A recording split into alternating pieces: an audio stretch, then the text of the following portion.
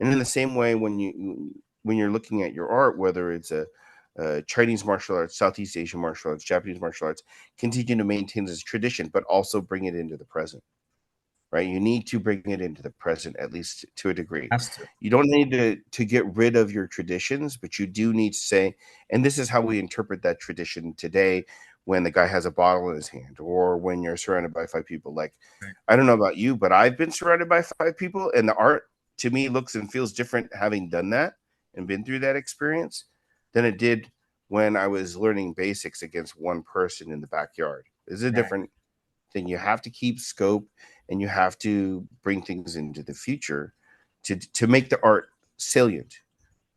Welcome to the Transformations Podcast.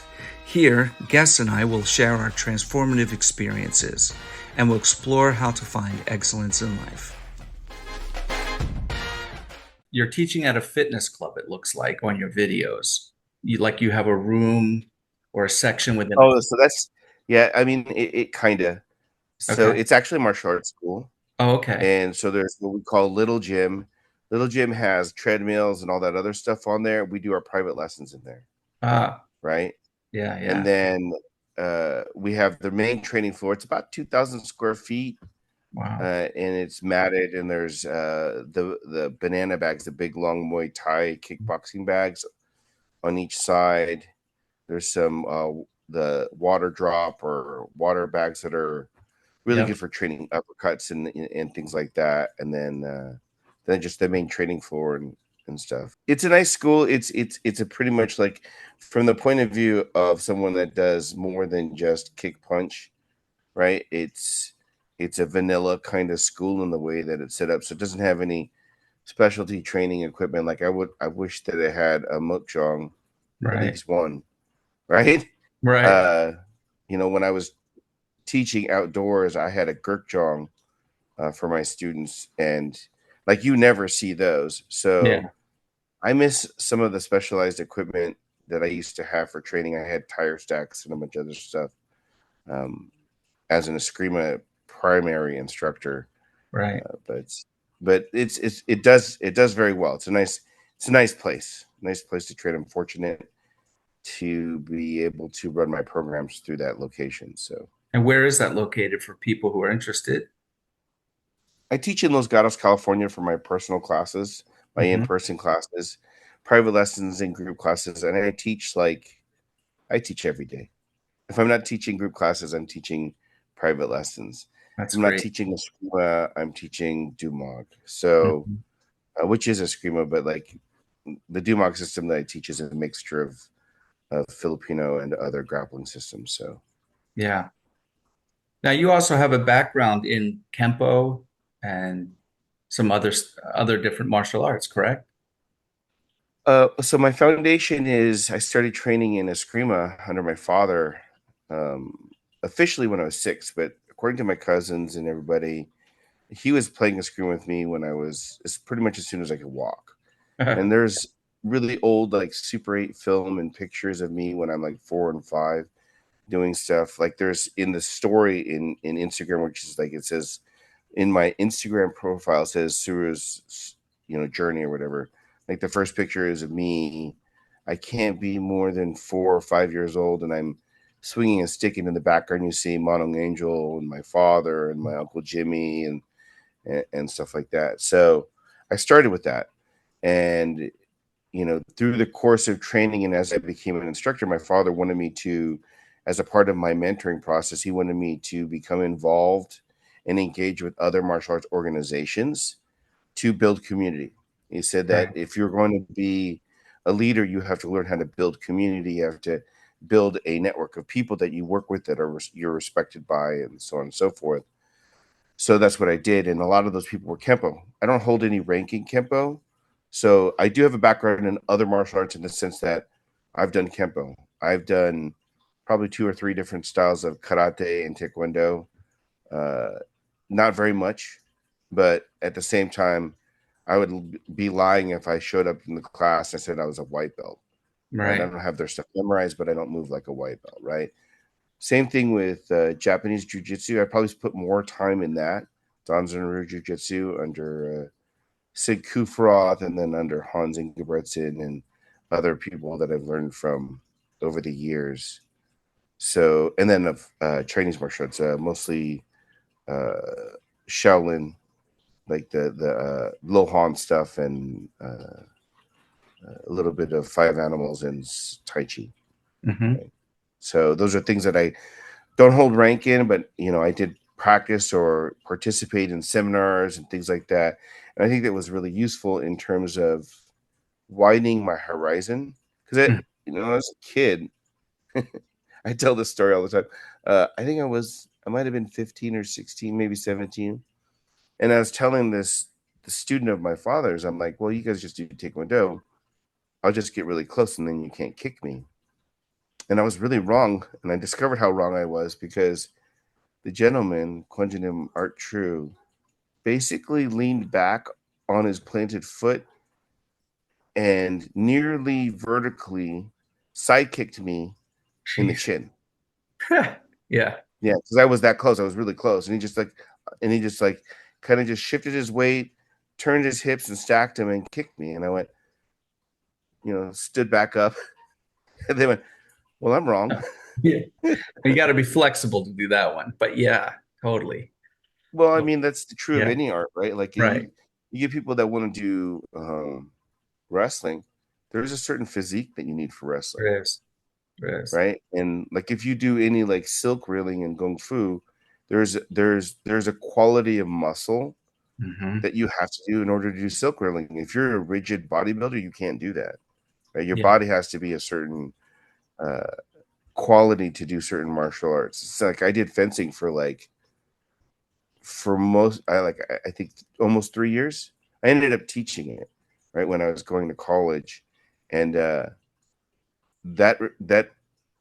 lends itself to a certain kind of body type, and Mm-hmm. that's true of all martial arts. And Taekwondo is no different. You need to be flexible to do the higher kicks. Yeah. So, without Yeah. a doubt.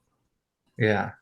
I talk about in my own teaching and training of building the body for what you're doing. Like you need to have the Mhm, Eskrima body, and that's different from a Wing Chun body, and that's different from a mhm, judo body or Taekwondo body or Kempo body. Like just like you're saying, the mhm. musculature, the way you move and stand, the way you have to support yourself is different. What I find super interesting, I don't know if interesting, but I like it anyway, is that when I watch you play Eskrima, you look just like your dad, you know, and that's Mhm. interesting to say because your dad has a common root, in Serrata, right? So, and but he doesn't look like other Serrata guys. Like he really, I know he also trained with Lilian, not just Angel and Max Sarmiento, and has his own developmental um, methods that he developed over time, but he had a way of standing and moving that's unique to that Stockton group, if I can just say it that way. And when I watch you play on your videos, and I'm like, man, looks just like his dad, just like his dad, Mhm. do you know what I'm talking about in terms of that, or do you want me to tell you some specifics of what I see? I'd actually like to hear your specifics because Yeah, that gives me, feedback. But I've been, there is a community of FMA practitioners in the West Coast, specifically coming out of the Stockton area. A lot of them are like in Sacramento. Some of them are down in LA now, and there's people that have spread out yeah, that say that of the players that are out there today, I'm the best representative of the Stockton movement that's visible. Like there's some hmm, people that are really good, right? That are my peers, right? right, That have, they got their master's instructorship from Monong Angel and stuff like that, but they do not embody that Stockton movement at all. right, That's what other people tell me. yeah. I don't have a comment, right? But You yeah, can't so have I a would like to hear what you have to say. But yeah, so that people say like if you want old school Stockton style, yeah, and you go talk to Jason, yeah. right? Unless you can find my uncle Jimmy because he's still Right. around teaching, but he's somewhere. I don't know where he is. And by that you mean Jimmy Tacosa, correct? Yeah, Yeah. yeah, Yeah, yeah. my uncle Just Jimmy. for people who aren't familiar with the group of Yeah, people. sorry.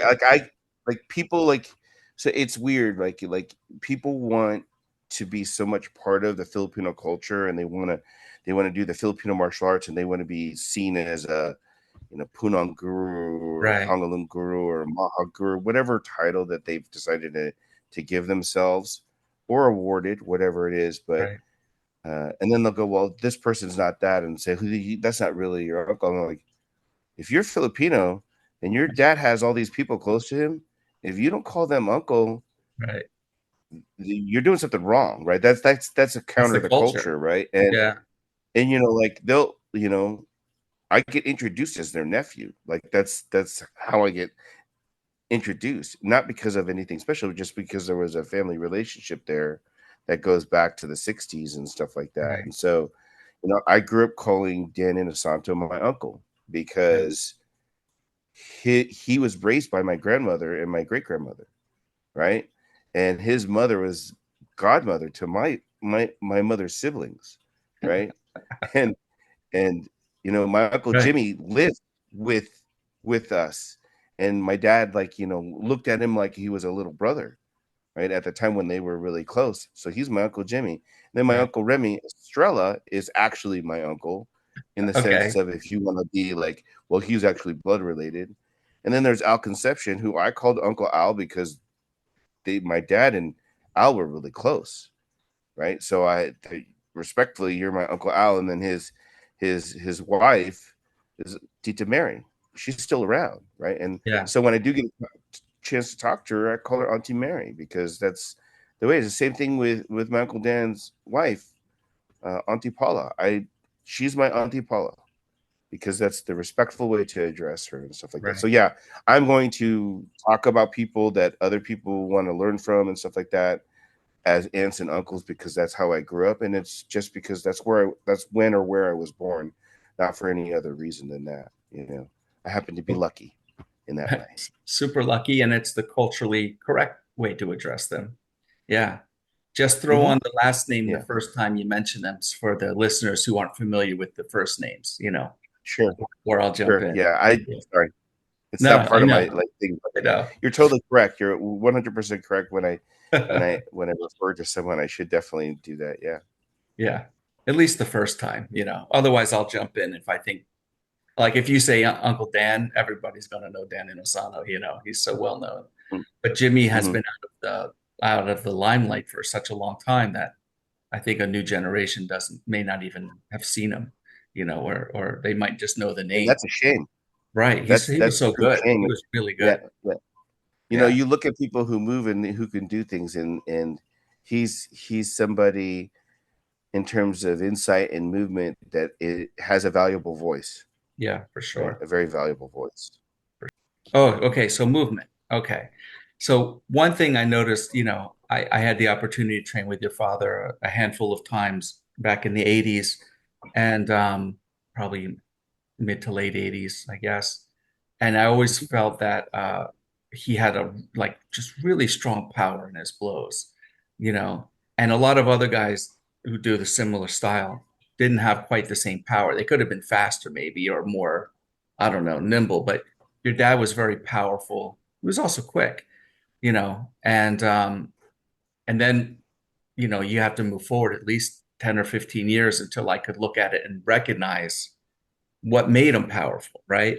And I see this the same thing that I saw on him, I see on you, which is awesome, is that there's a lot of escrimadors, I'll just say that rather than saying Stockton, a lot of escrimadors stand square or just a little bit diagonal, right, to their opponent.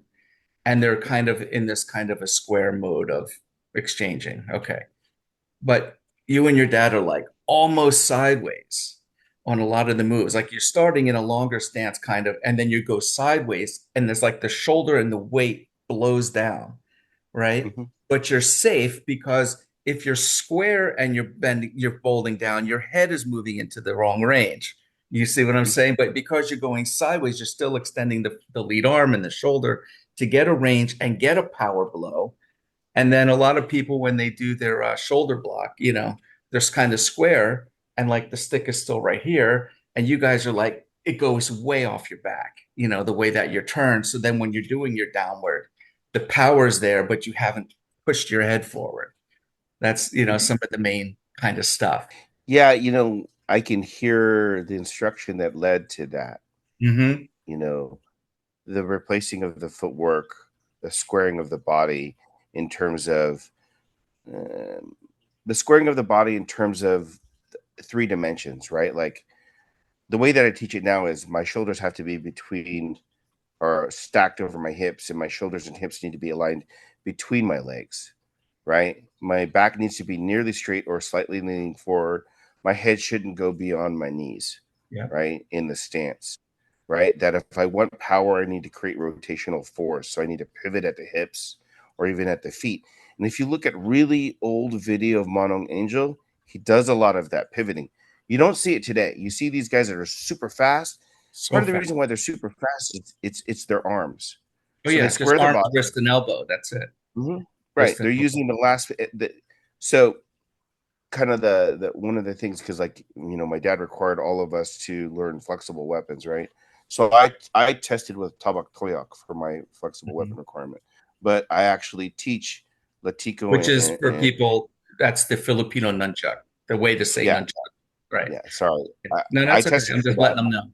I'm letting them know. and then but I actually became more proficient with Yontaki Daga, which is the whipstick, right? Mhm. And then so a whipstick for those of you guys who watch, it's about a 40-inch tapered reed. We used to use uh, a fishing rod. That's what we Mhm. used to use to practice. Then sometimes we would use a horse whip or something like that because I grew up in an orchard and we had horses. We would use those. We'd convert those for practice. But it's actually a reed in the Philippines. It's supposed to be a long reed that's fairly flexible, and then they affix a hook or a little blade or a stingray tail to the end Mhm. for poison, right? Yeah. And then my dad required me to learn whip as well. So we a lot of times now I explain things in terms of whip mechanics, right? So like when I swing a whip, the handle moves first, but then the energy is communicated down the length of the whip as it tries to keep up with the handle. And then when I change direction, right, what happens is that communication of energy in the change of direction, right, creates a loop or a curve. And as that curve travels down to the end of the whip, it accelerates. And so by the time the energy gets to the end of the whip, the acceleration is so fast that when it changes direction, it breaks the sound barrier, and that's what causes the crack, right? So what you're seeing is, in terms of whip mechanics, is they're only using the end of the lash to create that. So it's super fast, right? And then my assumption is that they're using the speed to off time the opponent, stun them before they do a power blow. Whereas the older way to do things is more medium power strikes and speed strikes with the same about the same frequency power strikes as they have, right? Is Hmm. what it looks like to me. I don't know because like I've only experienced the energy uh, from Darren, Ron, excuse me, Grandmaster Tabone, Grandmaster Soprano, Right. and Master Khalid, and once with Elric Chundis, right? Right. I don't know. Did I receive? I might have received Lockenbach from Kimball, Grandmaster. Excuse me, Grandmaster Sultanuddin. I didn't. Hopefully, he's not offended. Like I'm just remember from when I was a kid. My memory of what happened. So, Yeah. and they're very different movements. They're very different energies, and they have their strengths. That they play to, right? That were very informational, very educational for me, right? As I went from naive thinking that Serrata was the best thing, and that only my family's Serrata was the best thing too. Like, oh, there's so many more perspectives to think about and calculate that have strengths and weaknesses, and that can inform my own art, right? So. That's funny how we do that. We get indoctrinated from whoever our teacher is in whatever style that this is the best style. And our version of this style is the best style, whether it's our Taekwondo is the best of all Taekwondos and Taekwondo is better than any other art, or it's Eskrima or whichever. And I think part of that is that the teachers have a belief in what they're doing, and they need to have the students create that belief to be able to apply it under stress like if they get mugged or attacked or whatever, right? But it leads to kind of a dark shadow um, ego snare where this arrogance comes out, and a lot of people close their mind to looking at anything else, you know, and that's really a bad trap to get into. I've been there. We've all been there. It's just, I think, part of growing up, and hope you can grow out of that by the more people that feed you their energy in a friendly or not so friendly way, but you don't get too hurt by it because, each person has their own expression. It's an art, even though we all have the same fundamentals, everybody's going to express it differently. And then You have to look each at the constants. Mhm. You have to look at the constant, right? Because like what's constant is there are I teach now that there are only four things, right? Your opponent doesn't care what you call what you do. Yeah, for Your sure. opponent doesn't care who taught it to you or who they learned it from. Your opponent doesn't care whether or not you've done the right technique at the right time. What they care about is whether the things that they're doing are successful and whether the things that you're doing are unsuccessful. They want it to suck for you and be awesome for them, and you want it to suck for them and be awesome for you, Hmm. right? So that means that the lineage and the titles and the names and what your rank is and all those things don't matter as much, right? From that point of view, right? So then it comes down to like, how are you employing physics? That's the first thing, right? Is the geometry that you're utilizing in your technique correct enough? Not exactly correct, correct enough to get the effect that you want, right? Is your physiology in a way able to support what you're trying to do? And that's not just like your physique, but that's like, are you drunk? Are you enraged? Right? Well, are you healthy? Right? Are you even awake? Right? All of those things, physical and mental states, in addition to your physique and your athleticism, is part of your physiology, and you'll need to be able to support that. Can you control your adrenaline response? Most people can't. They think that their adrenalized training is going to do that, but that's not actually accurate either. That's an endurance thing, not really actually controlling your adrenal response. And then lastly, there's lots of people that are very, very effective martial artists, but they have no desire to hurt anyone, right? And so they're starting at a psychological deficit because they're waiting for someone to attack them and inspire them to want to fight back. And that can't be a thing, not if you're really, really, really, really fighting. So that's what I tell my students now is all of the things that we have and all our biases and stuff are important. But when it comes down to fighting, it's going to be these four things.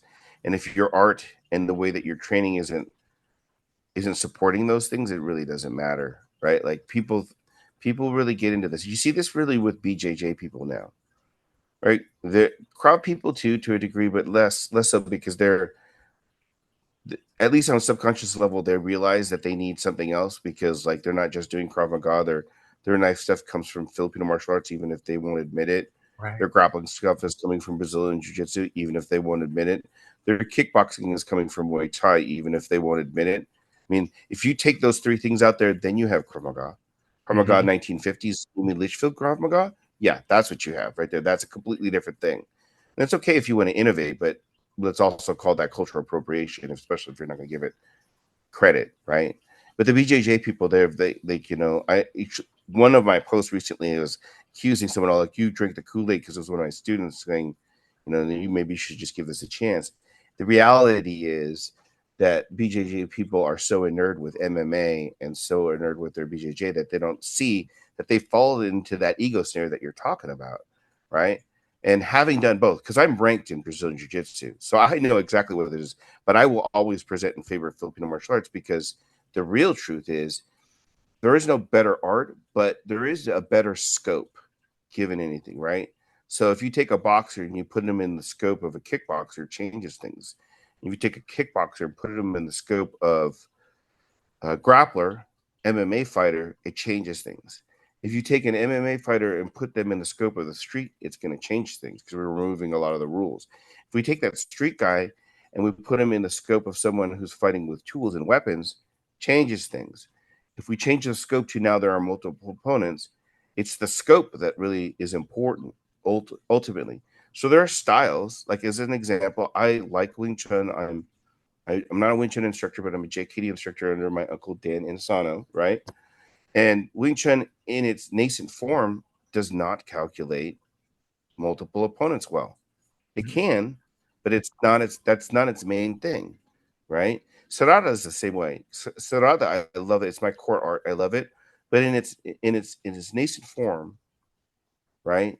Unless you really start studying how it could be, it's not initially like the way. So like the structure. I don't know if your listeners or your viewers know this, but the structure of Sarada Eskrima as it's presented today, if it's from the Cabal Sarada, if that's there, that is my father's structure. He's the one that structured that entire curriculum, right? And that structure in its nascent form only addresses single combat. Right. Now, I'm not saying that it can't, and I'm not saying that Monong Angel couldn't fight multiple opponents, because he definitely could. There's plenty of stories. But the basics that you have in the structure, the formal feeds, the guards, the lock and block, the flow spar, your takedowns, and your disarms are all organized against a single opponent Right. in the beginning, For sure. right? And so we have to understand scope is really important if we're going to start talking about which art is better. It's not even necessarily the practitioner, it's the practitioner's ability to address scope that Hmm. changes everything, right? And that's what I think is missing from a lot of the conversation. And people end up in an ego snare because like you need the confidence to say that my art is great so that you'll employ it. You do definitely need that. And then also understand, and there's more I can learn. It's that journey from unconscious incompetence where you don't even know what you don't know to conscious incompetence. I know I don't know some things, to conscious competence. I know what I know, to the point of going unconscious competence. I don't even know what I know because I know so much. And I know there's so much more out there, right? It's that scope that I think a lot of people miss in their martial arts. It's good to be confident. You should believe in what you do. But the thing is that we go to a school because, and whether you call it an academy or a gym or a studio, you're going to a school because at an unconscious level, you should realize that you don't know. And that's why you go to school. Right. Right. So, anyways, that was a tangent there. Sorry. That was a good tangent. But and a lot of the problem with false confidence building is every style by nature of how it's taught, meaning you learn Serrata in a Serrata school, you're learning Wing Chun in a Wing Chun school, Shotokan in a Shotokan club. All of your defenses are done against the same style practitioner, right?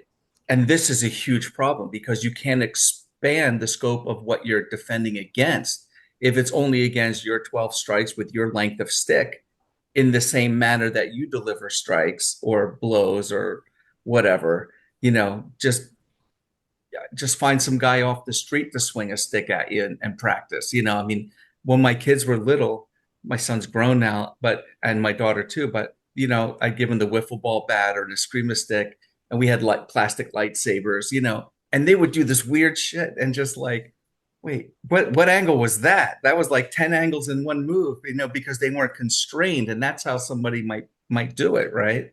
Especially the empty hand stuff that we do, in FMA. It's like it's always against it. Mostly an FMA guy or somebody pretending to be a boxer or assuming a boxing kind of a structure-ish, you know. Mm-hmm. And you got to expand the training. You got to expand the application of the art rather, because it's super good. I mean, it's so fast and easy to be like, man, I'm such a master because I can defend this. I can use my art against everybody else who does this art and blah blah blah. But boy, there's just so much more out there.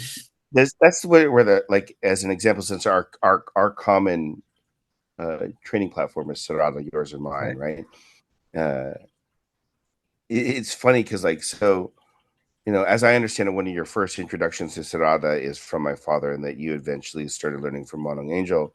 right, And my main platform for Serrada is my father, but then I learned from like my uncle Jimmy yeah, Takosa, my uncle Remy, and you mentioned the power before.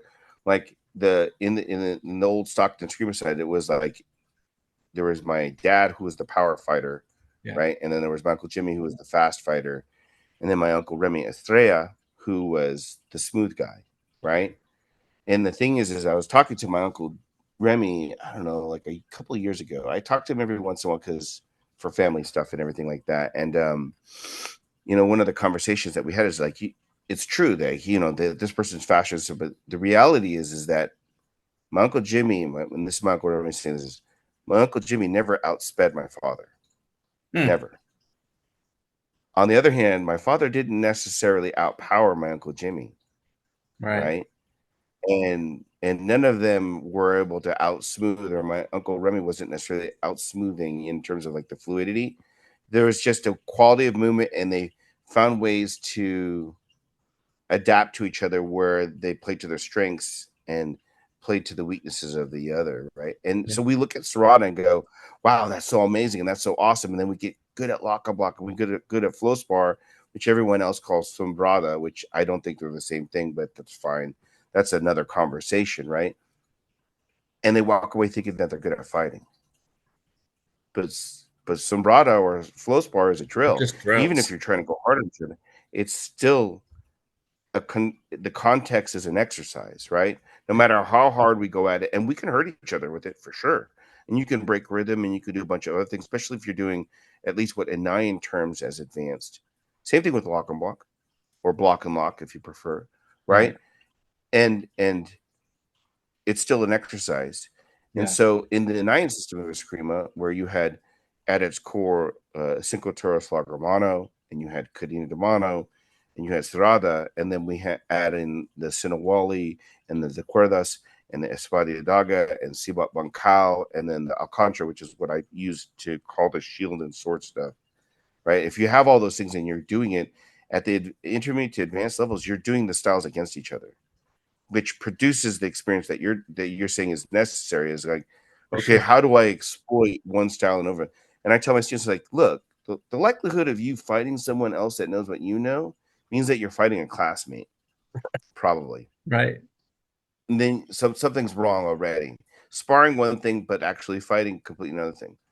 The likelihood of you fighting someone else that knows martial arts, right? That's pretty low by itself, right? Right. And if you are, it's probably in the United States going to be a kung fu.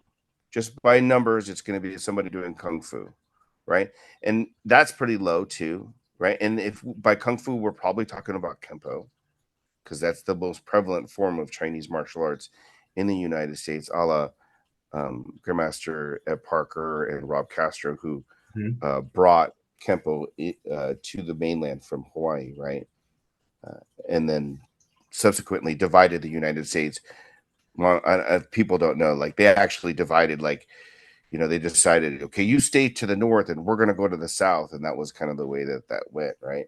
Yeah. uh now kempo is one of the most prevalent martial arts, especially kaji kempo, which is an offshoot of all of that too as well, which has its own rich lineage. I'm not trying to make it subordinate in any way, but so you look at these arts and you look at these people and you think, like, you're probably not going to even encounter them. What you're going to encounter is a wrestler or a boxer in all likelihood, if they know anything, right? Yeah. And for all those MMA bros out there who continue to troll my social media posts, you guys aren't that common either. Really, you're not.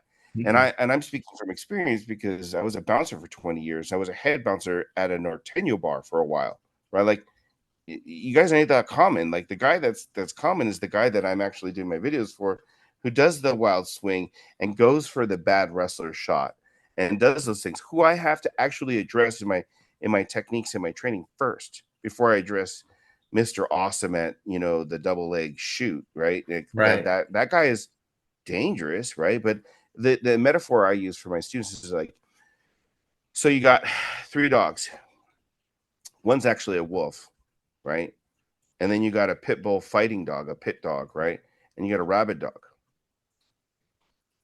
So which one is dangerous? Which one do you gotta? And they're like, I'm like, they're all dangerous. Every one of them. They're dangerous in different ways, right? Which one's the likely one that you're going to encounter? Well, you're never going to counter an actual fighting pit dog because they're in cages, which is awful and terrible, but useful for this metaphor, right? And you're probably not going to encounter the wolf because they're off being alone. They don't actually like people, right? The likelihood of what you're going to counter is a rabid dog because that's the pretty much the only kind of dog, rabid slash feral dog, that's going to attack you, right? Is he as dangerous as the pit dog? Yes, definitely because of the rabies, right? But as far as it being a trained killer, not so much. Is it as dangerous as the wolf? No, not as far as a trained hunter is concerned. The pit dog is going to come at you straight, right? The trained fighter coming at you straight. The predator ain't going to come at you straight, Right. right? But the rabid dog, the wild, uncontrolled individual that just wants to be in a fight, that person's dangerous too. But they're not hunting you and they're not trained, so they're a different presentation. And I got to deal with that guy first because I'm probably going to come up against some wild guy. And so, like, in the course of me as a bouncer, hundreds of altercations, hundreds, because it's like every night, right? The first bar that I did, it was I was brought in because I knew martial arts and all of that stuff, and so they thought that maybe I could do stuff. And I remember shaking the first time, like I was nervous the first time I caught someone because I'd never been in that situation before. And while I was trained for confrontation, I'd had like maybe 5 fights, like fights. Like some guy attacked me at school once. I got jumped in a concert once.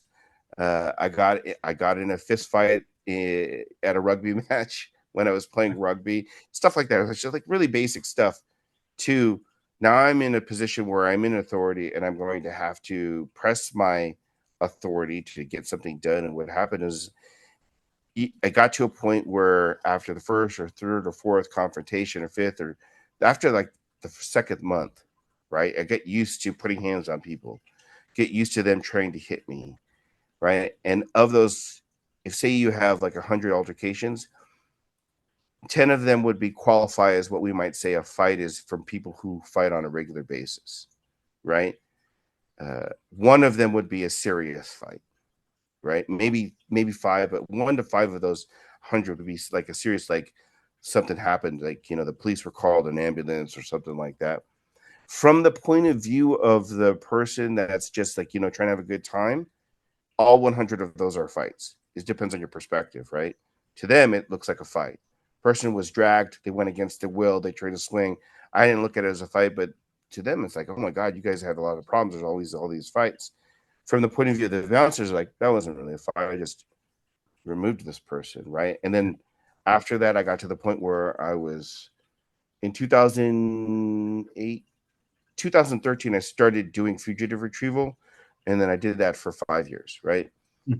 Those kinds of fights are very different, right? So when we talk about fights and how confident we need to be, there's also different types of fight. There's a fight where I want to fight you, you want to fight me, right? There's the fight where, which I learned mostly in bouncing, which was you're fighting someone else, and I gotta get you and fight you while I make sure that the other person doesn't start fighting me at the same time, as I Right. kick you out and make sure that your buddy isn't also fighting me at the same time, right? And so there's that whole set of problems there in multiple opponent training, right? That was very useful that my dad taught me, right? That we go through there. And then there's the fight where the guy doesn't want to fight, he's just trying to get away. That's a completely different fight and a much more dangerous fight in a lot of different ways, right? Right. So understanding those and then coming back to I'm really confident about my art, and yeah, I'm probably never going to fight anybody that knows what I know, let alone knows martial arts. I had one guy try to put me in a Z bar in the Mm. bar, one guy, right? And it was an older guy, and I could tell he was a new school Aikido guy because of his entry. He did the entry. It was picture perfect. Like he got me all cranked up, and I reversed it right away because first it was I'm trying to stop him because he's leaving the establishment with a container of alcohol, right? And you Mm. can't do that in California. It's an open container law, right? So I put my hand on his chest. I said, "Sir, you got to step back in and put your drink down." And he just nonchalantly put me in the lock.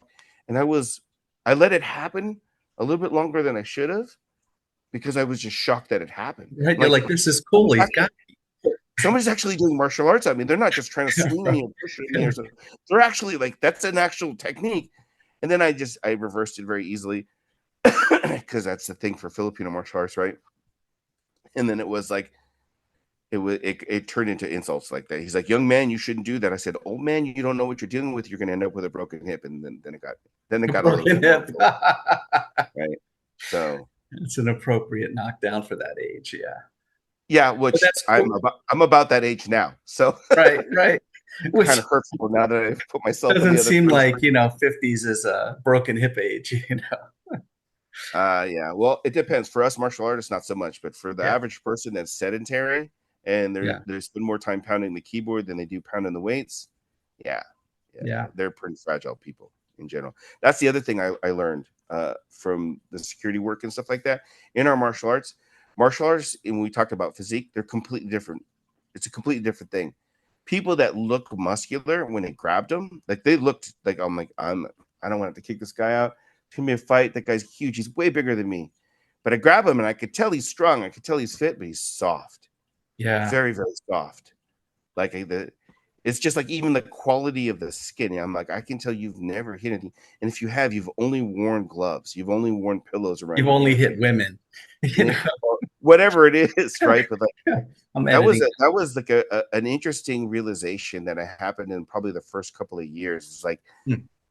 even the ones that fought hard, they were very, very soft in the way that their bodies were constituted. I guess it's just like, getting thrown to the ground over and over and over and over again. Like it hardens your body in a way that's different, I guess. I don't know.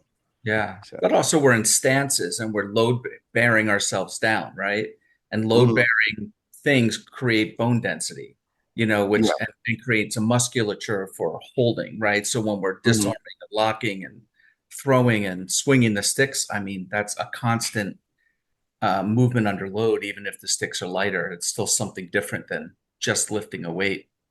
Weights are always in one direction, whatever that direction's going to be, and the sticks Mhm. are going in all directions. So our musculature is developing in all these spiral Yeah. directions at It's different better. times. It's goes along the argument of it's better to use free weights than machines, Yeah, right? for Because then sure. there's actually more range of motion and more stabilization and things like that, right? Mhm. Uh, talking about conditioning, I always wonder, like, there's things that I still want to learn how to do. Like Grandmaster Villabro was supposed to be able to husk a corn, or excuse me, a coconut with his bare hands. Like, how do you do that? I want to learn how to do that. I don't care how much it messes up my hands. I wonder how you do that, right? Like he was supposed to be able to take sugar cane and just shred it, Wow. right?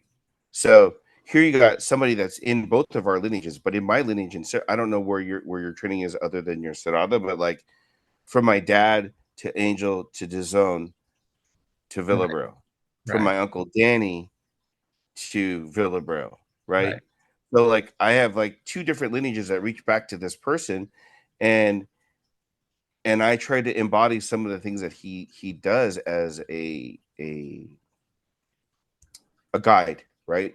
When you go to the Luneta Park in the Yeah, Philippines, right, in Manila, yeah. and you go up to that statue of Lapu Lapu, I look at that when I went there. I looked at that and I said, "That is my template for how I should be physically."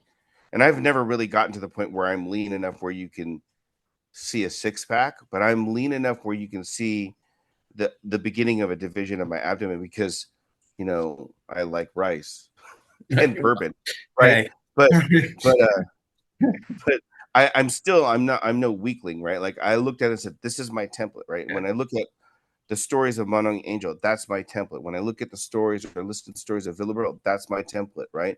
When I listen to the stories of Manong Leo and some of the other people, so from World War II stuff, like my lineage to World War II is from Manong Leo, but also from my uncle Danny to his uncles Arcas that taught the first and second Philippine infantry, their mm, version of Largamana, which is similar but different, right? It's still defang the snake, but it's more like the Calisi Lustrissimo floating step and all that other yeah, stuff, right?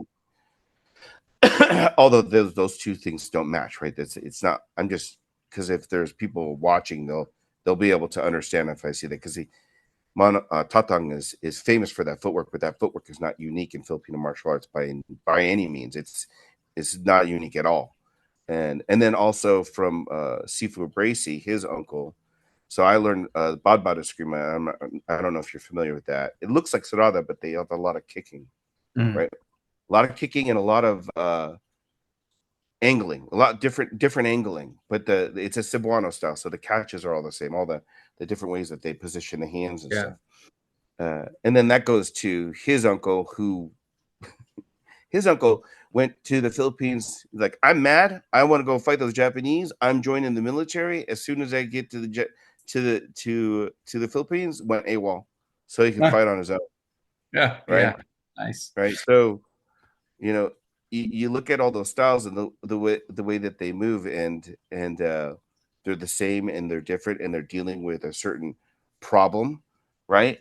And that problem, a lot of it, like if you think about it, when we say, hey, you need to match your art or you need to address your art against a completely different style, all three of those lineages are for whatever it is. Oh, and then my new teacher Ata. So I'm learning Maranao region Mm. uh Muslim uh Filipino martial arts now.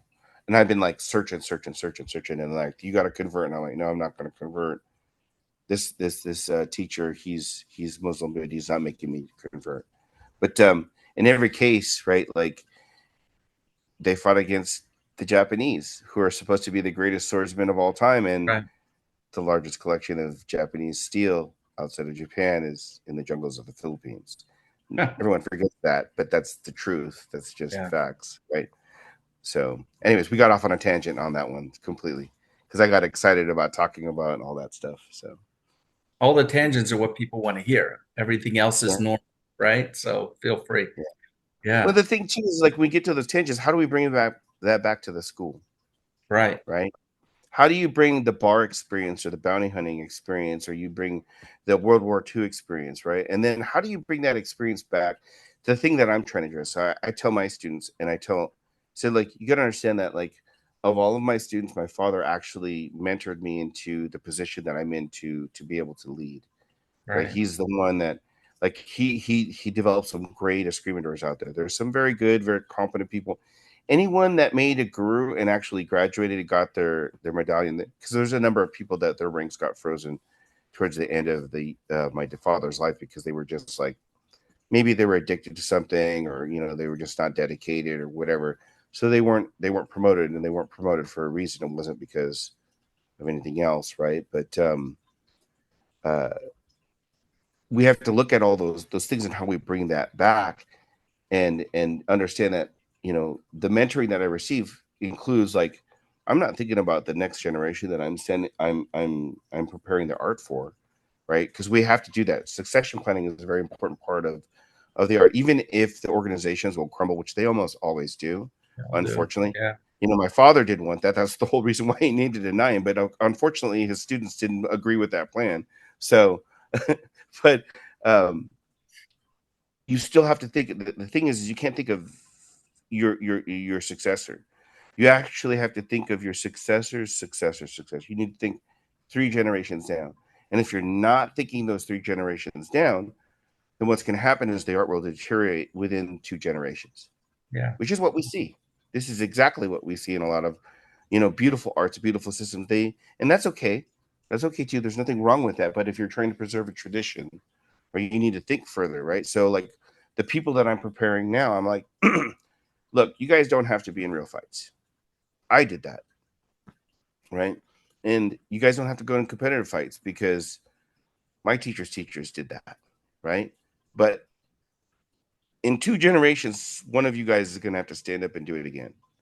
Right. You're going to have to, right? Otherwise, the art will deteriorate, because you're not basing any of your instruction on direct experience. You're doing it on a You're saying. too much anecdote. Yeah. Go out there and try. Now, my dad was of the favor of doing certain things that would be frowned upon in polite society in order to gain experience, right? Which, through the influence of my mother, he dutifully decided to not do, right? So, but he also valued the same thing. He had his own scraps when he was young, right? But he he also valued that. So we have to think about that in our training. And some people say, "Well, I do Dog Brothers." I'm like, "That's cool, right?" Or I'm in MMA and I fight in the cage. I'm like, "That's cool." But that's part of a spectrum, right? It's a continuum, like from your basic fundamental training to your non-compliant training to your sparring matches to your competitive fighting matches is one thing. Then you take that one step and you go to, I might go to the hospital or I might die, right? That's going to be a next level. And then after that is, and I'm going to do that in a wartime setting. That's Right. like the ultimate as far as combat is concerned, right? And to think of yourself as a warrior, like someone came into, he's like, "You're a warrior," and that was uh the, that was one of my jujitsu instructors, like students, right? A guy by the name of Greg Lara, fantastic Brazilian jiu-jitsu practitioner. The thing I loved about him is we prayed before, at the beginning and the end of every class, which would be something that Manon Villabro would have appreciated, right? Right. Right. Right. And then Sifu Bracy, when I learned from him his bud, I had to do prayers before and after lessons, and I had to do prayers for a month before lessons. He would Mm. even teach me, right? So I love that about that. But uh, the thing with the training and doing this, he's like, "You're a warrior." And I'm like, "I'm not a warrior."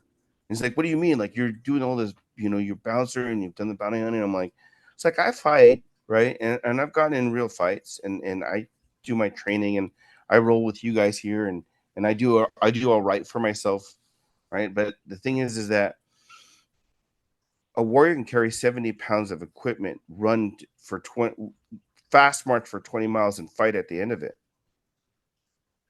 I've never done that. I don't know what that's like, Right. right? Right. I've trained soldiers before, spec ops and stuff. I've trained them before, but I've never done that myself. That's a whole other set of considerations. Do I have the ethics that were passed down? Certainly. Certainly those are things that my father valued, I value. But as far as putting myself on the same footing as a Spartan, a samurai, a Maharlika, like no, maybe I've never been tested. That part of my medal has never been tested. Have I gotten in situations where I've had to like fight someone who's trying to kill me? Yes, I've done that, right?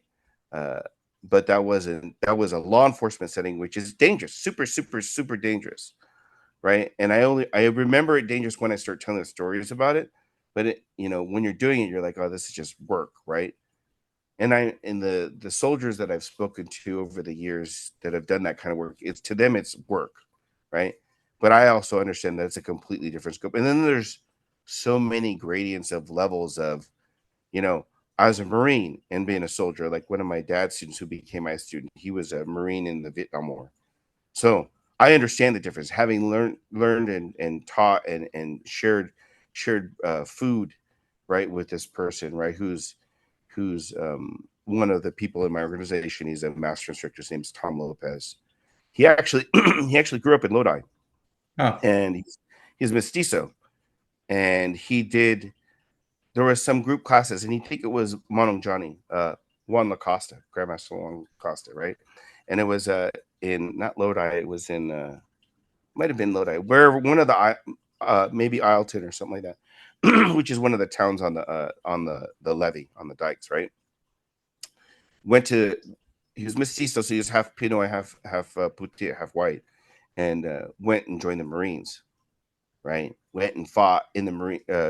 Traveled with the Marines, ended up in the Vietnam War, ended up going from patrol to working on a bird as a gunner.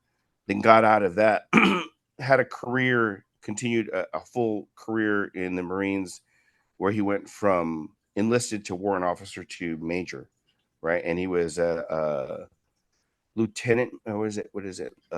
He got all the way up to almost. He retired before they gave him lieutenant colonel, right? So they're going to give him full bird, but give him a lieutenant colonel, and he's like, I'm done. 20 plus years later, right? And then finds my dad in the early 90s, like 92, right? And he's running 8 schools for Valari's Kempo, right? Having because he's Oh. Filipinos, they're going to go to martial arts mostly. If it's in them, they're going to go, right? Right. And so he's been my student and my actually my advisor because he's much older than me. I listen to him as an elder and go, what do you think about this? And am I being brash? Am I being like, Hmm. give me some advice here because you're wise and I could just be emotional right now. And he tells me all those stories and stuff. That's a soldier. That's a warrior. That person is that person has been through it and came back and he can tell you the stories about it. Mano Leo, a warrior. Leo Huron, that man's a warrior. He went to the war and he did that thing. That's different than a guy that does, like a bounty hunter or a sheriff that serves warrants. That's a different kind of fight. And marshals, that's dangerous. That's super dangerous. I've worked with them before. It's not the same thing as Yeah. being a warrior, right? Yeah. Right. Just because you do jujitsu doesn't make you a samurai. I'm sorry, that's a joke. That's completely laughable. Yeah. You should slap yourself for that. You're not. You're a shadow of a shadow of a shadow of what Aiki Jiu-Jitsu, which was the art of the samurai, is. First of all, second of all, they didn't have points and advantages. They fought with swords because that's Wasn't what that? warriors do. They fight with weapons, or as I prefer to call them, tools. Yeah. Right. So, Yeah. anyways, Had all the armor on, you know. Thing with the samurai was, um, I mean, one of you is going to die when you're facing, maybe both. That's a whole different stress level and set of balls. You know, I when I lived in Japan, I was friends with some of Don Drager's students, and they were telling me while we were watching some footage of Drager Sensei training, he said, after you're in Drager assess, probably four life and deaths encounters, like using sword, right, kenjutsu or a samurai, some sword style. Uh, you can probably beat almost anybody because most people don't survive that many. When you do, you've learned to get past the fear. You know what they're going to do. You've got a timing down and an angle that's just right. Otherwise, it's just like shit. We both learned in the dojo, and But he said you survive about four of those, and you're almost unbeatable after that because you've just got it now. from a statistic standpoint, yeah, 100%. Like there was one arrest that I did where the guy was actively trying to kill me, right? So, and I was lucky because my partner, who was actually my boss at the time, uh, he pretty much saved my life. Like we got out of that scrap. It took the two of us to do it, but like he prevented that guy from being able to deploy his weapon the whole time that we were fighting, and that guy was actively trying to stab me, right? So like that's a whole different kind of experience. Like that's what I say. Like, there's different kinds of fights, there's different kinds of intensities, right? Everybody's like, the person's gonna swarm you and strike you. It's like, no, some people are looky loos. They're gonna hit you once and try to see what's happened. Some people are gonna swarm you and they're gonna be like, they're just gonna be like a Tasmanian devil. Then there's the really, really dangerous people that'll hit you multiple times while they're moving and changing angles like a trained fighter, but they don't the trained fighter is dangerous, but the hunter, the predator is different. The predator is looking for they're going to blindside you with their first attack. They're going to sucker punch you. There's a whole interacting with those people, even just talking to them. You can tell you can tell you're being assessed. You can tell that it's just different. It's just really, really different. Like you say, like you get through a couple of those altercations, and I wouldn't put myself on the level that you're talking about, but I do have an inkling of it, and it's just different. It's not the same thing as like getting in a ring. Like I've been in hundreds of full contact stick fights because my dad required it of us. Like you couldn't make an instructor, you couldn't become an instructor under my father without fighting. And for us, and this is way before anybody else, like we're putting on a karate helmet and putting a grill over our so to protect our eyes. Right. That's what we're The not putting a safety, motorcycle the helmet. spongy We're not, safety helmets, yeah, we're not putting that kendo thing that the weak half people do, which is right? fine. I've fought weak half before. Like I've not competitively, but I've fought in that arena and I've center judged for them. So I have an understanding of what that's like. Right. Now we're just putting on something that will soften the blow.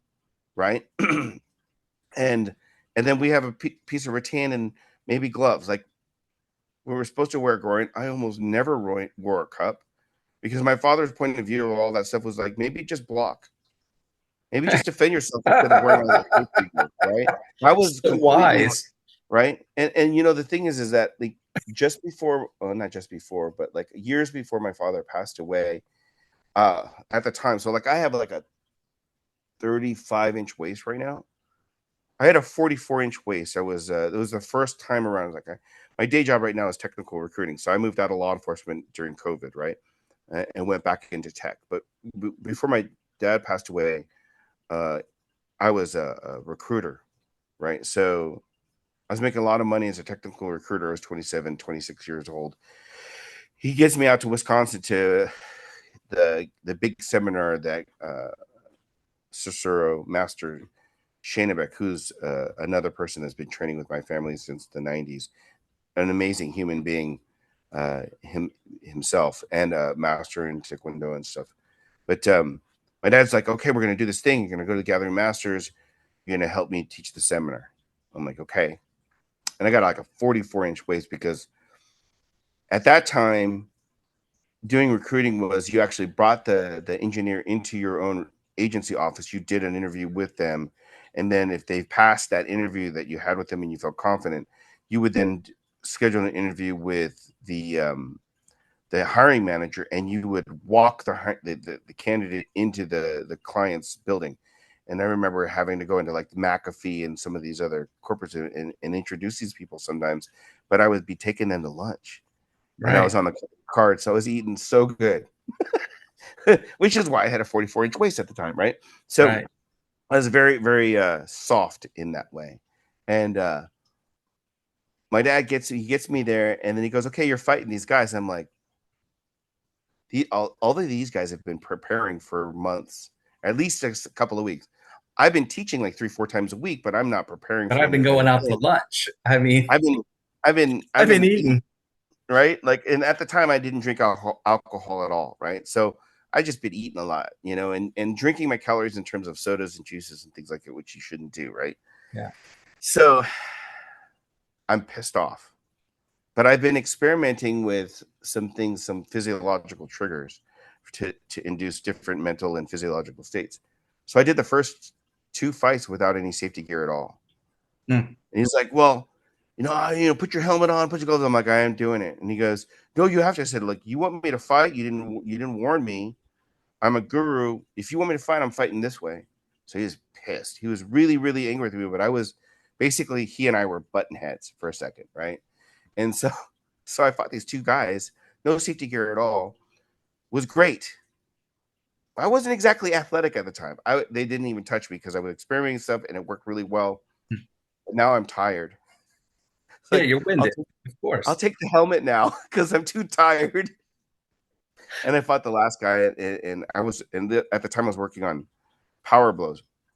I hit that guy so hard in the head, he said, that he couldn't see for a good 5 seconds. Mm. And then I hit him in the leg so hard that he had a bruise from the impact point to his knee. I hit him in the inner thigh with an angle.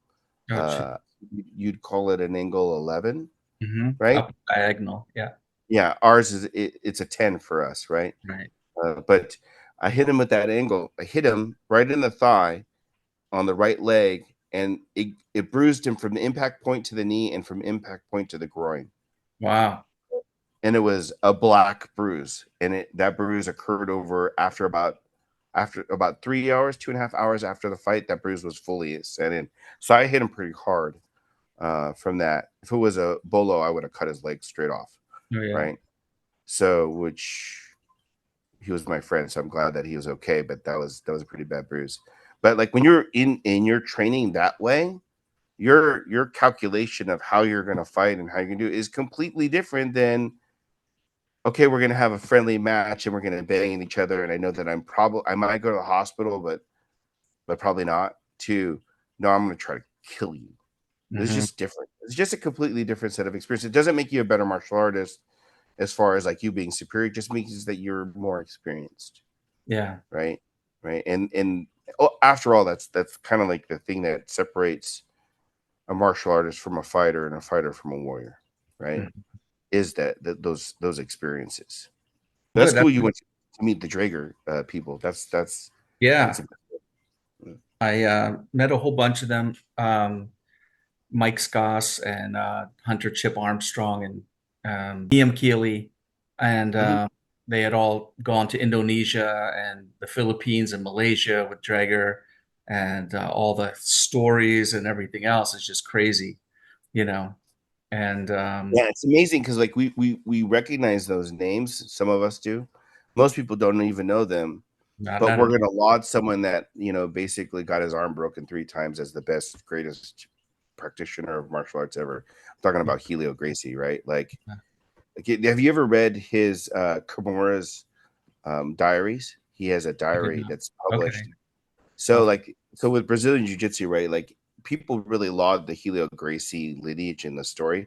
Like definitely had warrior spirit, 100%. Like definitely had like that I'm not gonna give up, right? Thing. And so like yeah, that's something great to laud. But at the same time, so they were supposed to fight on a ring, right? So spring floor, right? And the trash talking before the fight was like, like Kimura was like, dude, I'm gonna finish you in the next 15 seconds, first 15 seconds of the fight. They were saying stuff like that, right? So I don't think it was on the level of Conor McGregor or Matt Hughes kind of trash talk, but there was definitely trash talk on this, right? So Kimura has this one idea of how the fight's gonna go, right? And they changed the venue. They go and they do it on the beach because there was just too many people that wanted to the watch. sand is so different from the, Yeah, it yeah, is. And so like how do you get money for that fight? Like you're gonna charge people to come into the ring, but you're not gonna charge people on the beach. How are you gonna do that, right? You can't right. control that. So clearly there was a decision made that had nothing to do with making money, in my opinion, right? Yeah, Like yeah, yeah. that's me, that's conjecture on my part, and I acknowledge that, but it seems like that's something else is going on, right? So the recollection from Kimura's journal is I threw him Tayatoshi, and I threw him Sotogari, and I threw him Uchimata, and I threw him all these. And I'm just pulling names of Japanese Yeah, throws, but he threw him a bunch of different ways. Kimura's plan was to throw Helio on his neck and break his neck, or at least knock him out. That was his whole mm, plan. And if they had allowed him to do that fight on the springboard, on the spring, Helio wouldn't have gotten a broken shoulder. He'd have been right. lucky to just get a concussion. And he would have, because the truth of it is that judo is a much better art Sure. not competitively, but combatively. It's a much better art than jujitsu. Because if Yeah. you're going to start standing, and yes, the fight may end up on the ground, but if I get to pick you up and throw you Your head's and going. make you land on the back of your head, you're not getting up from that, Yeah. right? The reason why we learn ukemi in those arts is so that we learn how to survive the fall, right? But the thing is that ukemi only works if I throw in a way that allows you to use your ukemi, right? If you do the way that Daitoru Aiki Jiu-Jitsu would actually execute the fall, you just have a broken neck, right? Those techniques were designed by samurai who were coming to grip sword to sword, were able to grab the guy's armor or grab the guy's kote, his armor on his arm, right? And do that throw so that they land on their head. That's what those throws originally come from, right? Historically speaking. So Kimura's trying to do this and he just got tired. So he goes, I give up. I'm going to break his shoulder. So he broke his shoulder with Juji Gatame, which now they call Kimura lock because they have Yeah. special names for everything, right? Right. But to be fair, Japanese arm locks are all called Juji Gatame or something along those lines, right? Because it's Kote Gatame, Juji Gatame, all that stuff is all basically arm entanglement, is what that means, right? And that didn't work. He didn't give up. He was just like, my arm's broken, I'm still fighting. So he broke it again. Still didn't work. So he goes to break it the third time, and that's when the brothers they throw in the towel, right? Yeah. It's a great story, and definitely Helio is a it definitely showed some resilience there, some tolerance to pain, and very competitive. But let's be honest about the fact that things train or it changed there to make it in his favor so that he could last that long, Right. right? When Sure. we look at a context like that, and we look at fighting in general, we go back to the conversation of scope. You have to consider scope, right? for the Inayan lineage, that comes from Manong Leo. Great Grandmaster Leo is very good about, well, like, let's do the techniques in the hallway. Okay, now fight me in the doorway. Okay, Right. now we're fighting around a tree. On the Okay, bench. you stand downhill. All right. Okay, now we're on the bench. Like, take your fighting out of the ring, off the mat. Take your fighting. And my dad was good about. I don't know what you're, because I think you only learned from him in Chicago. I don't know if Who, you ever who? came to. Did you ever Leo? come from my dad? Did you Oh, ever come? I learned from your dad in Chicago and twice in Pittsburgh at Don Guerin School. Yeah, Uncle And Don. yeah, Uncle Don. Yeah, I Yeah. actually learned from Al McLucky Inayan Okay. before I met your father. That's why I Okay. went to your father. Yeah, That tracks. That tracks. So yeah. you didn't get a chance to be like where we would train when I was a kid. No, So Al told me all the time, and then I was talking to your father about, okay, I can, if I go to college, I was in high school, I was so young, and I was like, if I go to college in California, I can come up and try and get into a college near where your dad is, so I could, be part of your family group, be part of the style. And then I was like, you're young, you think, and I was like, and then I can go see Angel, and I can see this guy, and he's like, no, no, no, no. If you're coming here and you're moving 49, you're going to do a nine and you're going to learn from me. And I was like, but I want to have the opportunity to learn from your teachers. So mm-hmm. I didn't end up doing that, but I was like this close to being your brother in Ian, In the arts, yeah. this close because I liked it. You still are my brother in the arts, because like Yeah, the reality is that there's always that exchange there, and yeah, my dad had a very specific reason, and I used to not agree with that, but I do yeah. much more now after teaching. After Like, time. I Yeah, I talked to some of my students now that were training under my father. I said, like, you guys, we're going in this direction. We still need to maintain some our roots. We need to maintain certain things. Some things need to change, and other things don't. But when you have this conversation, you got to remember that my dad's teaching and training experience spanned about 20, 30 years, maybe, right? I personally, just in teaching, have been teaching for 33 years. So right, just my teaching experience has begun to eclipse my father's entire life. Now, I wouldn't have any of that without him, but I also need to be able to acknowledge, well, what does that mean? What right. insights have I gained? Because the art's supposed to continue to live. It's not supposed to It be has to. static. You're Can't be not in a supposed to sit museum. in amber and be like, I only teach it the way my teacher taught it to me. Well, Yeah, yeah, that's good. You should maintain that tradition and those roots, but there should be an honest evaluation of, like, maybe there's some things that need to change. It's like those people that say that disarms don't work, right? Or the people that say Filipino martial arts don't work. Brazilian jiu-jitsu guys and Muay Thai guys are like, that stuff doesn't really work. I'm like, okay, that's fine. You can believe that because it actually works in my favor, right? right. I Of don't course. mind that. I mean, you're sure. Right. Like, I tell people, I'm notorious for telling people I don't know how to kick or punch, or like, if I don't have a stick, I'm completely harmless, right? Yeah. Because that works in my favor if you actually believe that, right? But you have to look at it from the point of view of, like, we have this insight. We've gained this insight, and we need to take it out of the case, and we need to move it around a little bit, right? We need to maintain, right? Even a sword, if we're using art, uh, a sword as a metaphor for the art, like, you need to care for it, you need to respect it. It shouldn't be drawn without reason, etc. All of those things.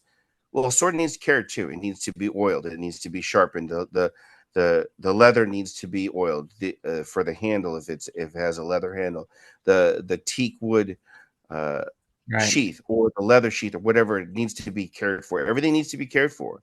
And in the same way, when you're looking at your art, whether it's a Chinese martial arts, Southeast Asian martial arts, Japanese martial arts, continue to maintain this tradition, but also bring it into the present, right? You need to bring it into the present, at least to a degree. Has to. You don't need to get rid of your traditions, but you do need to say, and this is how we interpret that tradition today, when the guy has a bottle in his hand, or when you're surrounded by five people. Like, Right. I don't know about you, but I've been surrounded by five people, and the art to me looks and feels different having done that and been through that experience than it did when I was learning basics against one person in the backyard. It's a Right. different thing. You have to keep scope, and you have to bring things into the future to make the art salient, right? Otherwise, you might as well be just doing forms Yeah. and doing the aesthetics, which has its place, right? The aesthetics of martial arts has its place, right? Just not fighting. right? Just maybe not that part.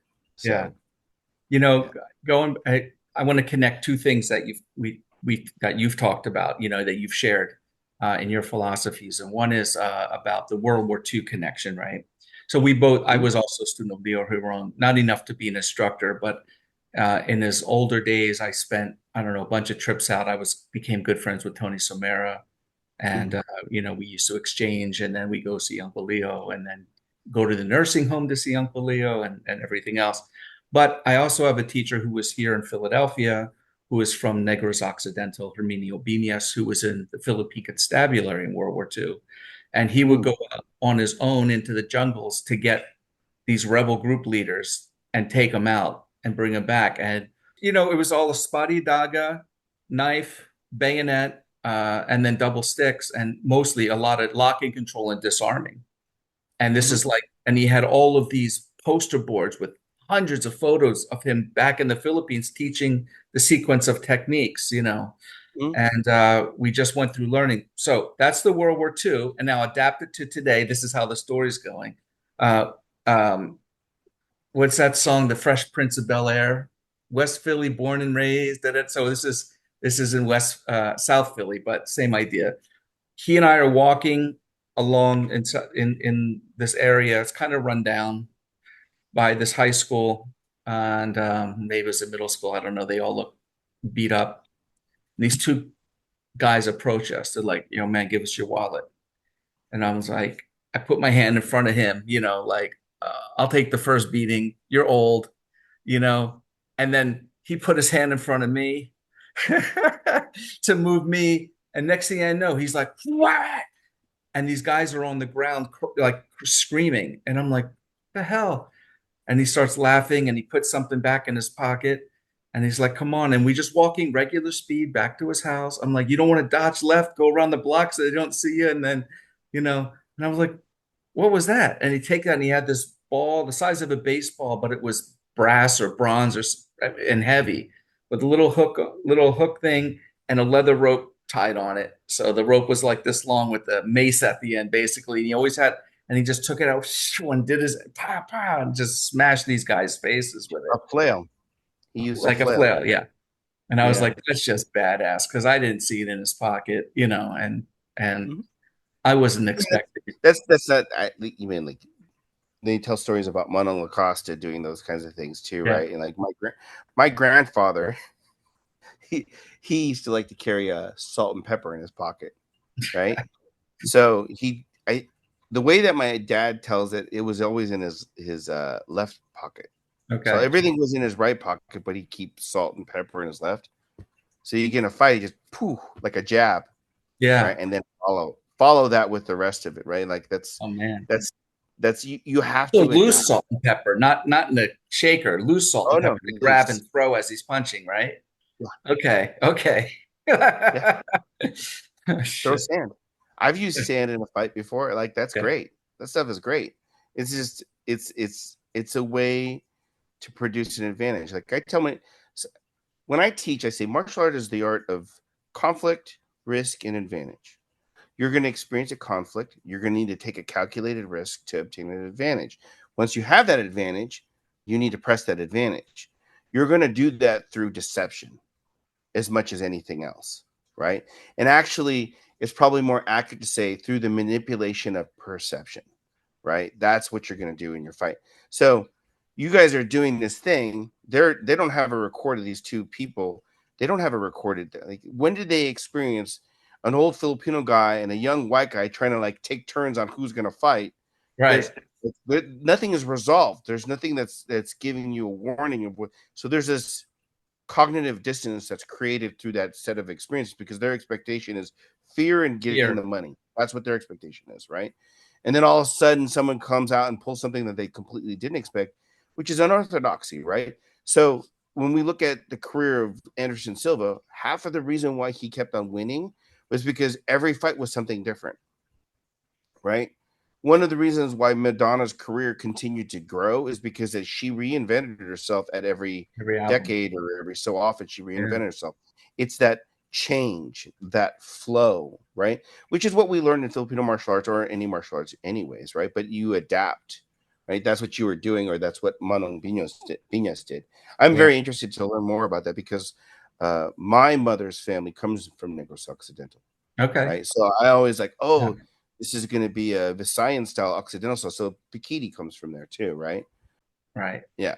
Yeah. So I'm very interested to see, especially the bayonet stuff, right? Yeah. That's interesting to me. And that, I mean, like if he was a constabulary member, like those, like when you Yeah. talk about like World War II vets, or you talk about like that if you're in the Philippine Constabulary, that's like back in the day, that's like saying you were a Marine Raider or you were, Special British Commando, or that's that era and that level, right? Today we would call those Air Force PJs at the top, right? Then you have your SEALs and your SAS guys, and then you have your SF and your Rangers guys, and above that is Delta, right? Like that echelon.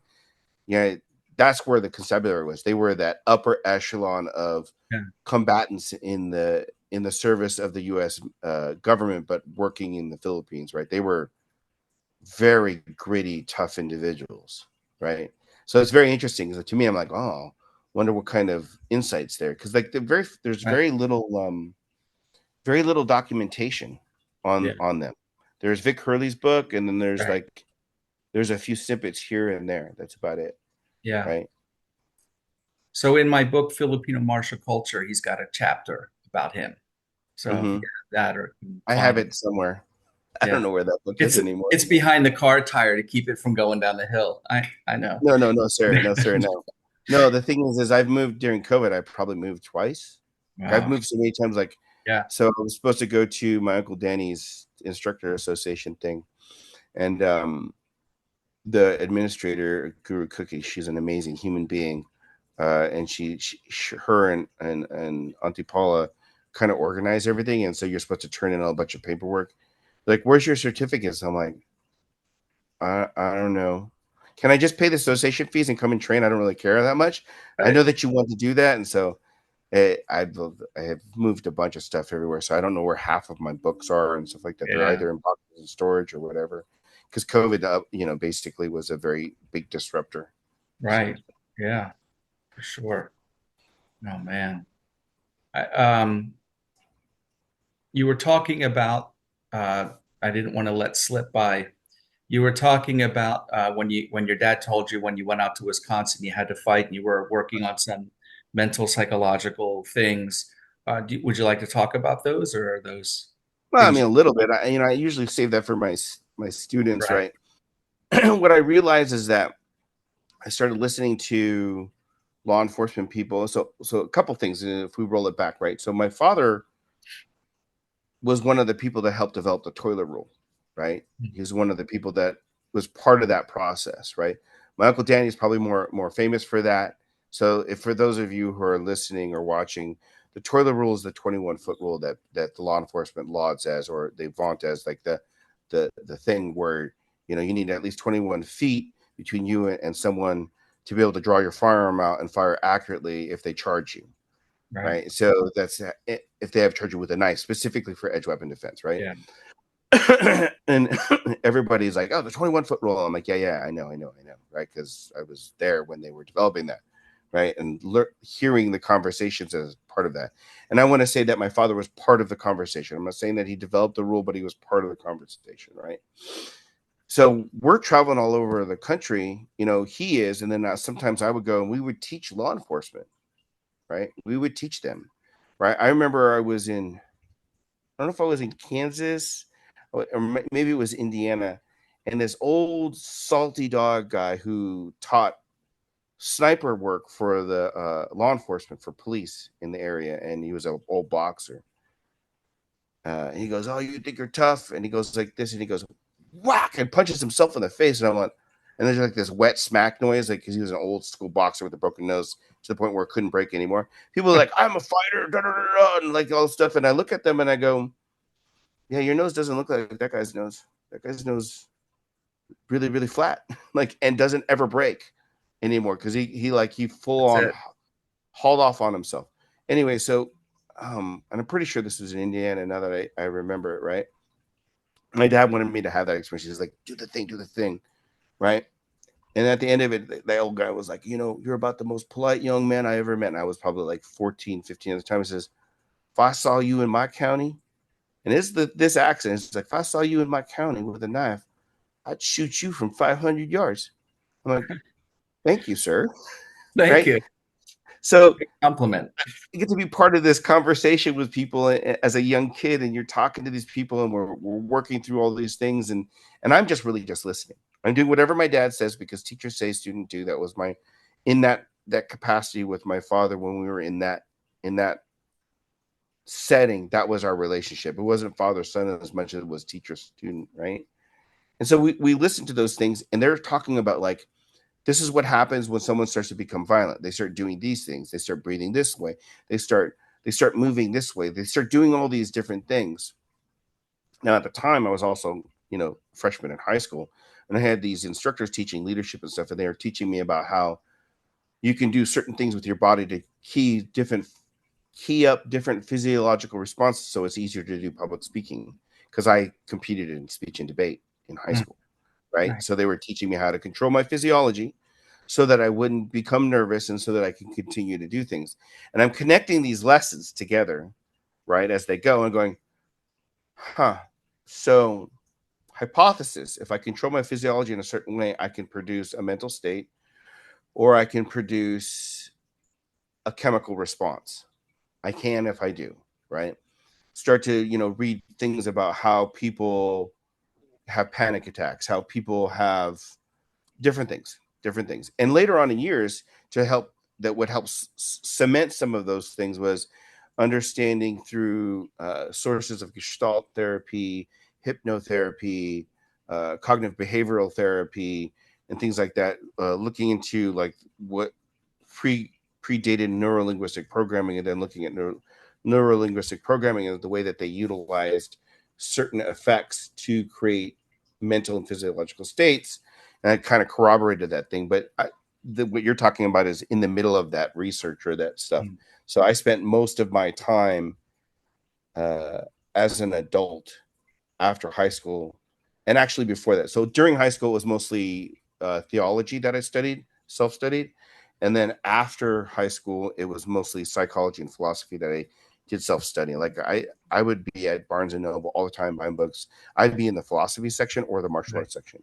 Yep. Right, those are the sections that I was in. I was philosophy, metaphysics, psychology, and martial arts. Those are the sections that I would be in most of the time. But so I was putting things together, and I realized that when an adrenal response occurs, there's a certain physiological state that's occurring. That includes your posture and your breathing. And then also things that you're doing with your head, the way that you head tilt and do all that stuff, that's starting to create a particular physiological response.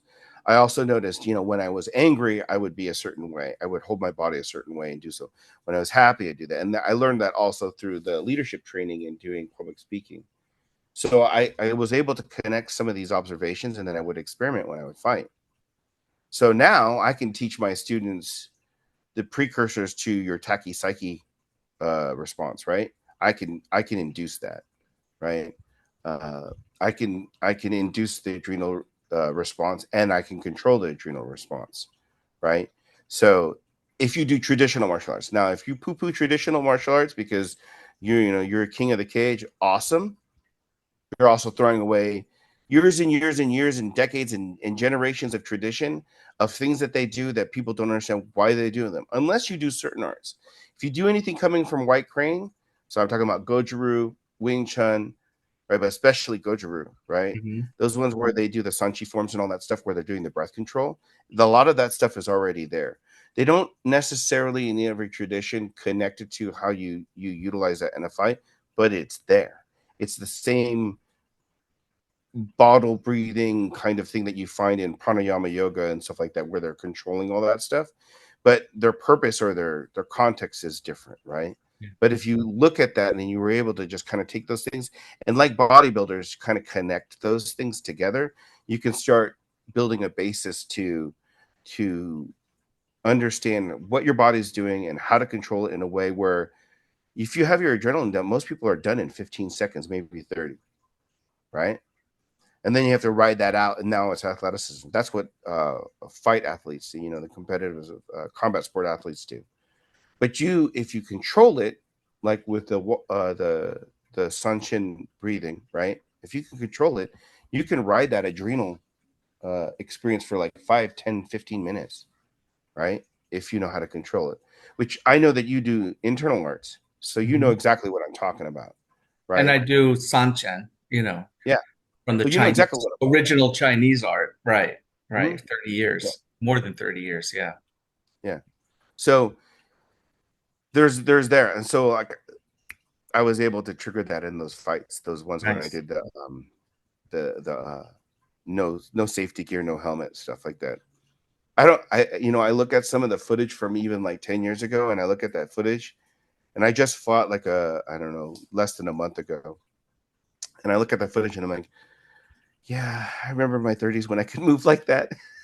Like it's crazy, like how much your body changes from 30s to 40s to 50s, right? Yeah. And I'm just entering my 50s, and I'm like, man, I just can't. I can move like that, but I can't move like that. It's just different, right? So Yeah. it becomes more and more important for me to understand my physiology in a way where I can maybe use some of those other advantages to give me a little edge, so I can Hmm. calculate different risks. So that's what I teach some of my students, not all of them. Most of them don't make it to the point. They don't Yeah. need it. Unless you're going to be in a certain situation, you're not going to really need that. But I will leave this. People that do combat sports make fun of people that do ki or kiop or whatever. Yeah. That yell is something that every warrior culture has known from the And dawn of time. When that adrenaline hits you and you start either feeling scared or you're feeling enraged, that yell that they teach in military, the Rangers hoo-ah and whatever the different yells are in the different branches, actually changes your body's response to the adrenaline, right? Shouldn't be throwing things away because you think you're better and you want to have that belt. You're stupid, and you belong being stupid if that's the way you think. Sorry, I shouldn't say that and then have that. And I just like I look at it and I go, you guys are just like, it's like I alluded to before. Like you're saying, the Venus Arnis is mostly the control techniques and all that other stuff, right? And then everyone, especially like some of these, like a real stick fighter, blah blah blah, and disarms are a waste of time. And I say this on a lot of my videos, so I'm not saying anything new. I'm like, yeah, maybe it doesn't work. I can understand why you would think that, because you haven't gone to the point of saying, maybe I just suck and I'm not good enough for it, because that's really a much more empowering perspective. Right. It's a much more empowering perspective for you to say, well, maybe I need to get better, instead of saying, I'm just going to discard what's useless. Maybe you're an infant when it comes to the understanding of that part of the art, right? Because you're saying that these old men don't know as good as you, when all you've done is fought a 3 or 5 minute round, and they've fought a 30-minute battle with people trying to stab them to death. Like, like, get some scope, Yeah. right? Yeah, that's the thing I look at, because I personally have, in bouncing situations, have disarmed people, Yeah. right? Not as dangerous as what the where that knowledge comes from, because it was just bottles and things like that, but it's still dangerous. What's crazy for me is, like, I have a student. His name is he goes by Charlie now.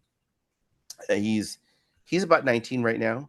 This happened a little over a year ago. He started with me when he was like maybe seven, Wow. 6, right? And he's my uncle Frank DeFanti, who's one of my dad's top students, his grandson.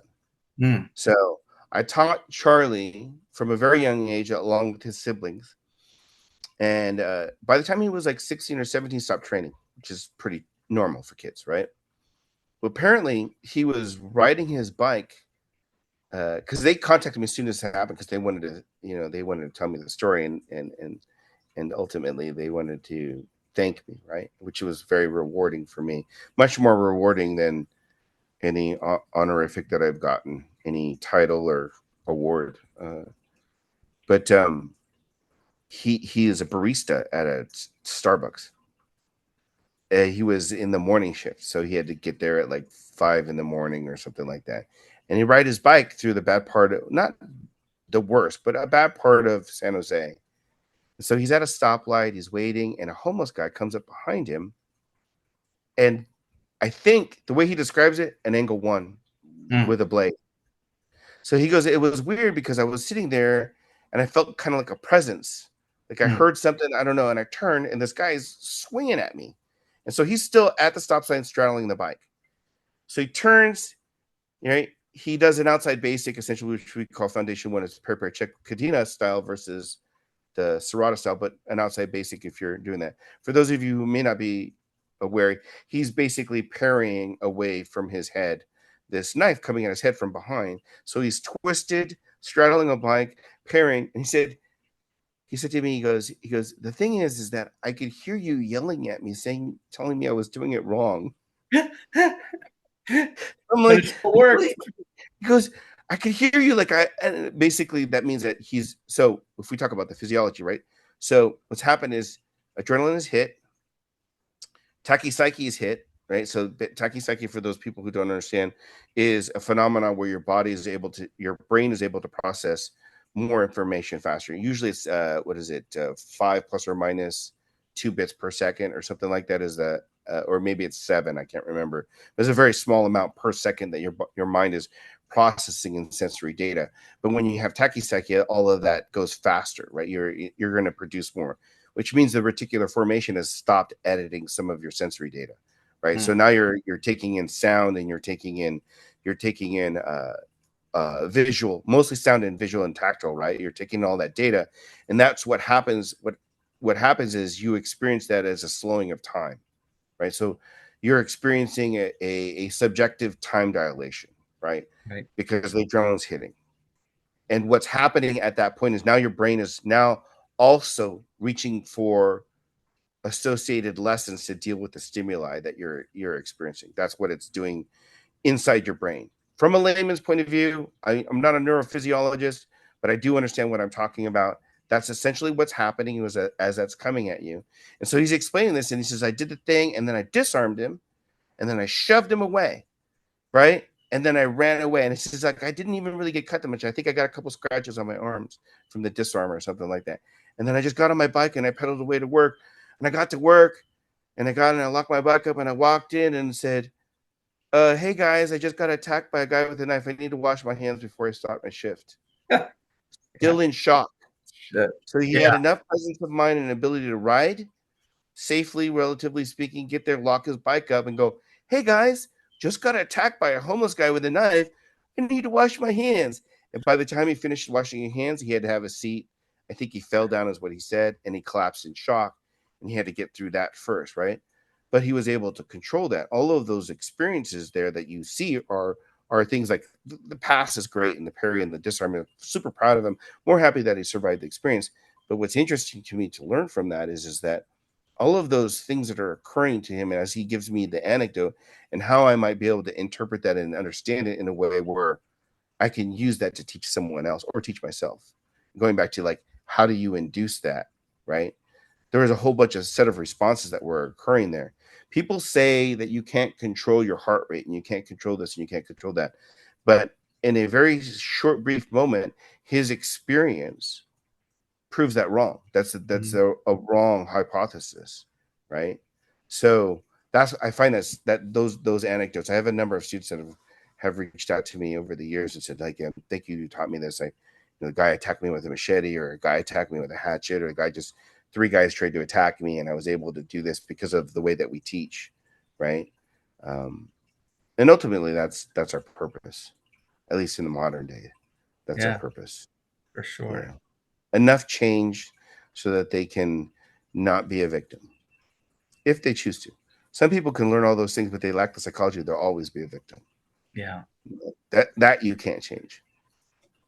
Is there anything else you'd like to share to conclude with on this episode? And I'd love to have you back again to, to talk more.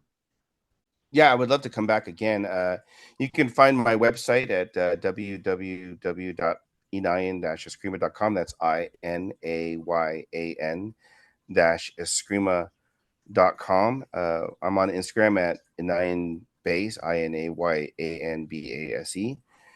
And then I'm on Facebook, of course, and TikTok. So you can just search for me by my name. Pretty easy to find with regards to that. We're going to do the 24th memorial for my father. We do these training camp / seminar. It's been a barbecue at times. It's been pro bono, but now it's more of a seminar that we hold every year. This time we're going to do it in Las Vegas. It makes it a lot Oh, easier for people to come and visit because it's cheaper. Vegas is nice because it's cheap to stay there. The flights are cheaper there than going anywhere else because they have less taxes and stuff on the right. airlines. That's why it's easy to get in there. More flights in there frequently so that it's easy on your time schedule. So we're doing that September 28th and 29th because my father passed September 27th. So we Mhm. do it as close to that time as possible. And Right. we've been doing it every year since my father passed, except for during COVID. We had like Mhm. underground small groups that we met, but we didn't do the public thing then, right? And this one's the 24th, and I've been waiting for this year specifically because 12 and Doce Pares and 24 and Okay. that being essentially my mourning period. Like I've been waiting to observe mostly that before I inject more of my own personality into the system and the way Right. that I teach. And my father said, "Don't change this, don't change that," so I don't. But there are some things that I do uh, see a need for in terms of my understanding of how people process information and how people develop motor skill and the best way to procedurally teach as opposed to the content itself. I try not to change the content that much other than nomenclature. I change names because the names don't make sense sometimes. And I'm like, that's not what I do. So yeah, I'm doing those events. And I have my online programs for my group leaders. I have a number of people that are starting distance groups where it's like, 2, 3, 4, 10 people. And they join my online programs at the website inayan-eskrima.com, and then they come to the seminars to get their view. Like they pass through the curriculum. I say, okay, you're ready for your evaluations. Your evaluations have to be done in person. So Yeah, of course. Yeah. yeah. So those are the things I'm doing. Doing a lot to train and bring the people together and still just do my part in keeping this legacy alive. Are you doing a great job? Everything you're doing Thank is you. professional. And the fact that you talk about things like, you know, generational thought processes and teachings and looking down the line rather than just who are the guys I got here today. And, it's all Mhm. very necessary and admirable. A lot of people don't think that way. Um, so, That's my dad. yeah. This is my dad. I am like as far as my mother's concerned, I'm a clone. So Well, you know, if you grow this one in that I'm seeing here, you look just like him, the I, handlebars. I'm every looking at you Father's like Day shaking and my head. every December. Yeah, every December I grow in the Fu Manchu. I can't quite do it the way that he did it, but I Yeah, grow it in every so often to remember him. I personally don't like. I had long hair, um, but I had my hair pulled once in a fight, so I don't ever have long yeah, hair anymore. yeah. And I don't like facial hair because it's not comfortable. But I'll do it Father's Day and his birthday, Nice. which is coming up at the end of the year. So. That's the deep love. So thank you, Jason. Appreciate your Thank time. you for having me. I appreciate it, and I hope to see everybody on the training floor. Yeah. You got it.